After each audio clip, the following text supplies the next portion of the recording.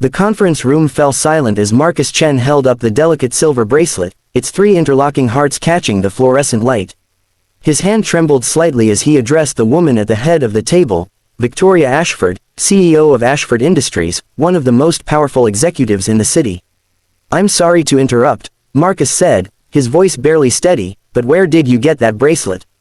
Victoria's fingers instinctively moved to her wrist, touching the piece of jewelry she wore every single day.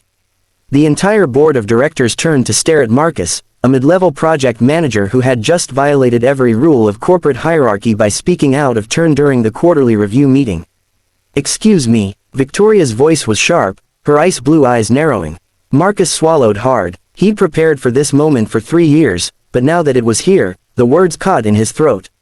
Behind him, he could feel his supervisor's mortified stare burning into his back. "That bracelet," he repeated, stepping forward despite every instinct screaming at him to sit down and shut up. "It belonged to my wife." The room erupted in whispers. Victoria raised her hand for silence, her expression unreadable.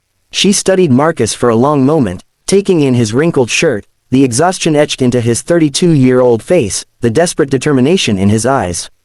"I think," she said slowly, "we should take this conversation to my office."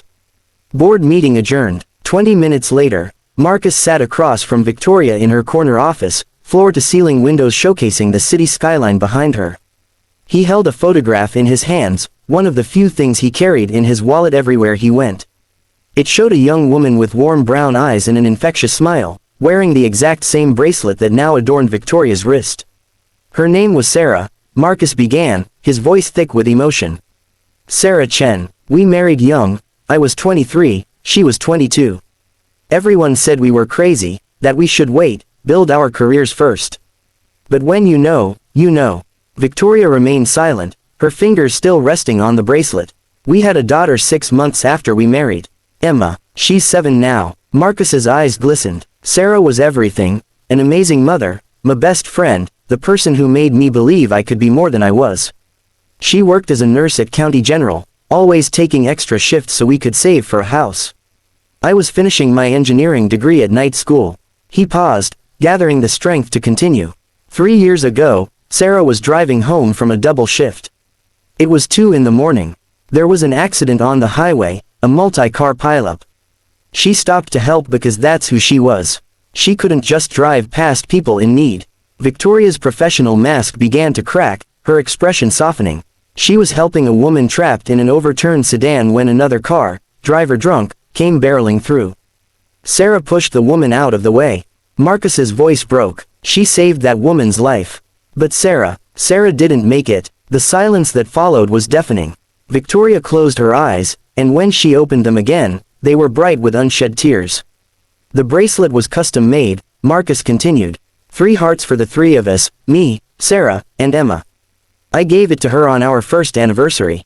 The police gave me back her belongings, but this bracelet wasn't among them. I searched everywhere, contacted everyone who'd been at the scene.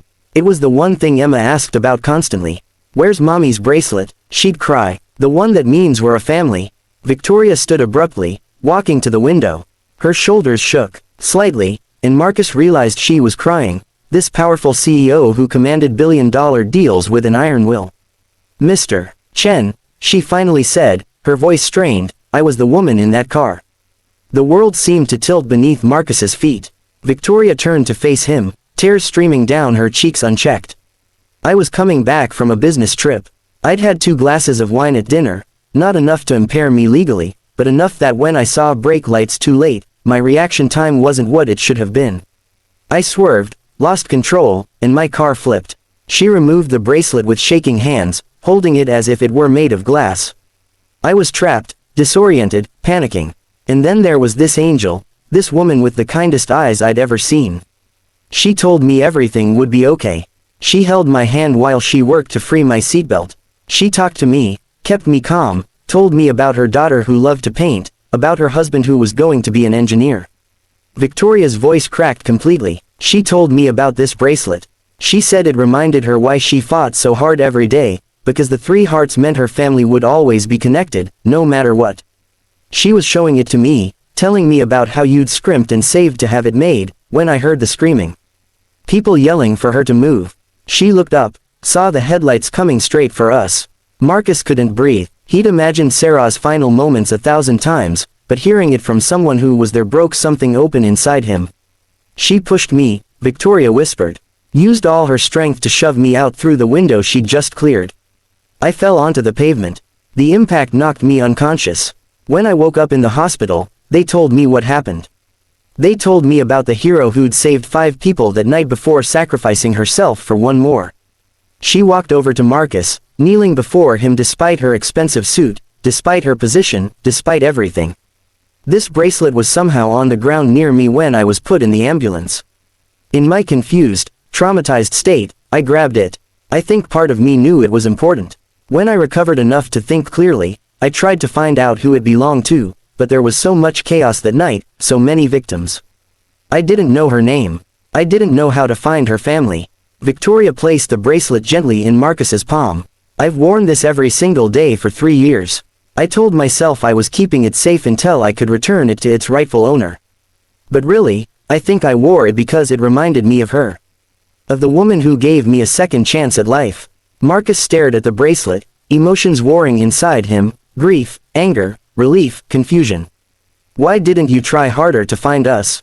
The question came out sharper than he intended. I did try, Victoria said, her voice earnest. But I was also ashamed. Guilty. I kept thinking that if I'd been more careful, if I'd left dinner earlier, if I'd never taken that business trip, so many ifs. I saw a therapist for 2 years. I still wake up some nights in a cold sweat, seeing her push me to safety. She returned to her chair, looking suddenly smaller despite her commanding presence. After the accident, I changed everything about how I lived. I evaluated every priority. I'd been on track to get married to someone I didn't love because it made sense for our families, our social circles. I ended it. I'd been so focused on climbing the corporate ladder that I'd forgotten why I got into business in the first place. I wanted to make a difference, to help people. I restructured our entire company culture, created work-life balance policies, started a foundation for first responders and their families. Victoria looked directly at Marcus. Your wife didn't just save my life that night. She saved who I was as a person. Every decision I've made since has been with her in mind. I kept asking myself, what would she do? How can I honor her sacrifice? Marcus felt tears finally spill down his own cheeks. For 3 years, he'd been angry at the universe for taking Sarah. He'd been drowning in single parenthood, struggling to be enough for Emma while working full-time and grieving. He'd felt Sarah's death was meaningless, a good person gone too soon with nothing to show for it but absence and pain. I have something to show you, Victoria said softly. She pulled out her phone, navigating to a video. This was last month. On the screen, Marcus saw a ribbon-cutting ceremony. A new building, bright, modern, welcoming. The sign read, Sarah Chen Memorial First Responders Wellness Center. Free counseling, medical care, childcare support, and financial planning for paramedics, firefighters, police, and emergency medical personnel, Victoria explained. We broke ground a year ago.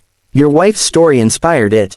Her sacrifice showed me that the people who run toward danger need support systems to sustain them and their families. Marcus watched the video through blurred vision. There was a memorial wall inside the center, and right in the middle was Sarah's photograph, the same one from their wedding, her smile radiant and full of life. I tried to find you for the opening, Victoria said quietly. I wanted you and your daughter there. But, Marcus Chen, is surprisingly common, and I didn't have enough information. When you stood up in that meeting today, and I saw your ID badge with your full name, something clicked. Then when you mentioned your wife, I knew. She leaned forward, her expression intense. I owe your family everything, Mr. Chen. Name it, and it's yours. Marcus shook his head slowly. I don't want money or favors. He looked down at the bracelet in his hand, running his thumb over the 3 hearts. I just wanted to understand. Emma asks about her mother every single day. She started forgetting little things, the exact sound of Sarah's laugh, the songs she used to sing. I do my best, but I'm just one person trying to be 2 parents. Tell me about Emma, Victoria said gently. And so Marcus did. He talked about his daughter's love of painting, just like Sarah had mentioned to Victoria that night. He talked about her questions about heaven and whether her mother could see her from there. He talked about the guilt he felt when he was too exhausted to attend a school event, or when he lost his patience after a long day, or when he looked at Emma and saw so much of Sarah that it physically hurt. Being a single parent is the hardest thing I've ever done, Marcus admitted. I love Emma more than life itself, but some days I'm just surviving, not thriving. I can't afford the kind of after-school programs she needs. She's gifted in art, but private lessons are out of reach. I'm constantly choosing between being present for her and working enough hours to keep us afloat. Victoria listened intently to every word. When Marcus finished, she was quiet for a long moment. I can't bring Sarah back, she finally said. I can't undo the past or erase your pain. But I can honor her memory by helping her family, the family she died protecting me for. Not out of guilt or obligation, but because it's what she would have wanted. Over the next hour, they talked. Really talked. Victoria shared more about her transformation since the accident, about the therapy and the sleepless nights and the gradual rebuilding of herself into someone she could be proud of. Marcus shared about the support groups he'd tried and abandoned, about well-meaning friends who'd drifted away when his grief became uncomfortable, about the loneliness of being 29 with a young daughter and no roadmap for moving forward. When Marcus finally left Victoria's office 3 hours later, he carried more than just Sarah's bracelet. He carried the beginnings of understanding, and something else, something that felt almost like hope. The next few weeks were a whirlwind. Victoria personally ensured that Emma was enrolled in an exceptional after-school art program. Marcus was promoted to senior project manager with a significant raise and flexible hours that allowed him to be present for school pickups and events. But more than that, Victoria became something unexpected, a friend. She asked to meet Emma, and Marcus, after much thought, agreed. They met at a park on a sunny Saturday afternoon. Emma was shy at first, clinging to her father's hand, but Victoria knew exactly how to talk to children. She didn't patronize or overwhelm. She simply sat on the bench and asked Emma about her paintings. I paint my mommy sometimes, Emma said softly, showing Victoria a picture on Marcus's phone. It showed a woman with angel wings, surrounded by hearts. Your mommy was the bravest person I ever met, Victoria said, her eyes meeting Emma's directly. Did your daddy ever tell you that she was a hero? Emma nodded. He says she saved people. That she's in heaven now. She saved me, Victoria said simply. And because she did, I got to change my life. I got to help lots of other people. Your mommy's kindness rippled out into the world like drops in a pond, making everything better. Emma considered this. Can I paint you a picture? Of the ripples? I would be honored, Victoria replied. That painting now hung in Victoria's office, right next to her desk, a child's interpretation of water ripples spreading out, each ripple labeled with words like kindness, bravery, and love. It reminded her daily of what mattered most. 6 months after that first confrontation in the boardroom, Marcus stood in his new apartment, nothing fancy, but spacious enough for Emma to have her own room with space for an art corner. Emma was at a sleepover with friends she'd made at her art program. For the first time in years, Marcus had an evening alone with his thoughts. He sat on his couch, Sarah's bracelet in his hands. He'd had it cleaned and repaired where the silver had tarnished. Tomorrow, he planned to give it to Emma for her 8th birthday. She was finally old enough to take care of it, to understand its significance. His phone buzzed with a text from Victoria. How are you doing tonight? They'd developed an unexpected friendship over the months.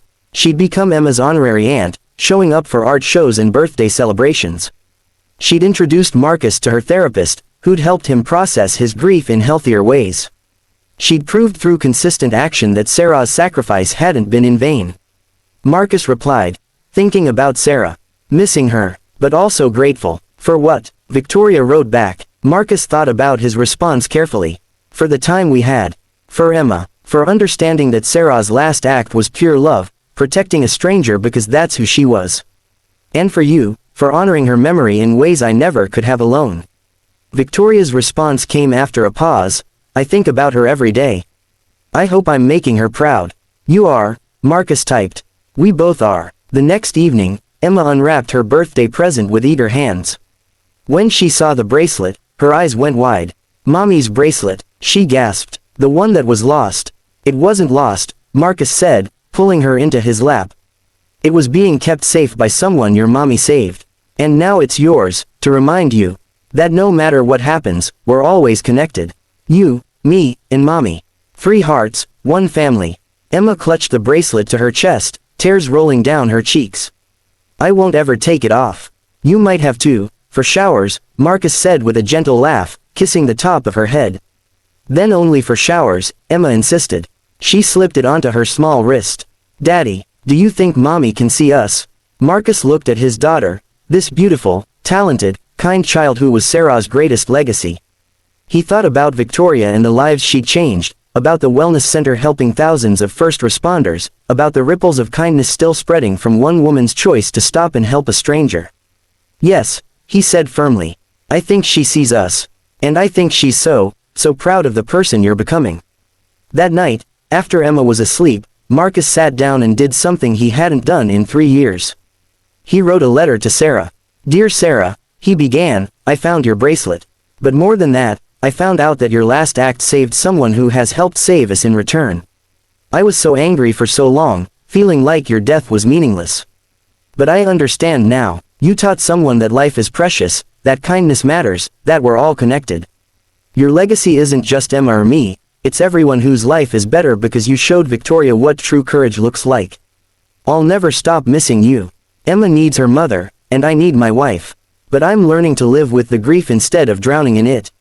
I'm learning that loving you doesn't mean I can't also build a new life. You'd want that for us.